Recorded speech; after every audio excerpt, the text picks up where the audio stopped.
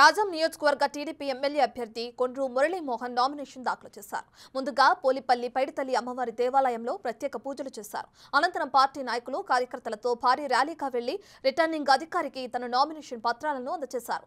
రాబోయే ఎన్నికల్లో భారీ మెజార్టీతో తనను గెలిపించాలని ఆయన కోరారు.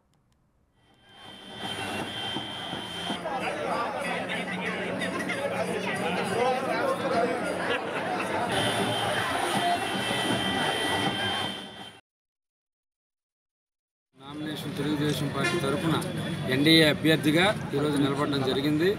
మరి పెద్దలందరూ ఆశీస్సులు, అలాగే మా 121 పంచాయతీలు 24 మున్సిపాలిటీలు ఉన్న ప్రజలందరూ కూడా కదిలి వచ్చారు.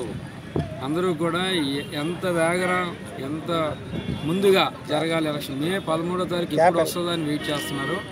వచ్చిన వెంటనే ఖచ్చితంగా జగన్మోహన్ ఓడించాలా, ఎన్డీఏ అభ్యర్థులు గెలిపించాలా, తెలుగుదేశం ప్రభుత్వాన్ని తీసుకురావాలి, ముఖ్యమంత్రిగా చంద్రబాబు చూడాలని అన్ని వర్గాలు ఈరోజు కోరుకుంటున్నాయి. మరి ఈరోజు ముఖ్యంగా చూసుకుంటే రైతులు ఎంత ఇబ్బంది పడుతున్నారో మనం చూసాం.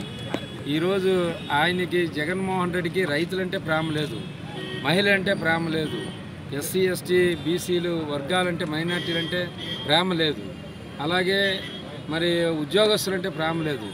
ఆయన ఒక నియంత, ఒక విధంగా చూసుకుంటే సైకో. ఎందుకంటే అన్ని అంటే ప్రజాస్వామ్యాన్ని పెద్దగా గౌరవించడు, రాజ్యాంగాన్ని గౌరవించిన మొట్టమొదటి ముఖ్యమంత్రి ఎవరున్నారంటే నాకు తెలిసినంత వరకు జగన్మోహన్ రెడ్డి.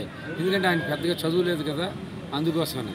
ఎందుకంటే ఆయన ఈరోజు రాజ్యాంగాన్ని నిజంగా ఆయన గౌరవించుంటే ఆయన ఏవైతే పదవులు ఇచ్చాడో బీసీలకి ఎస్సీలకి మంత్రులుగా, మరి అధికారాలు ఎందుకు ఇవ్వడు?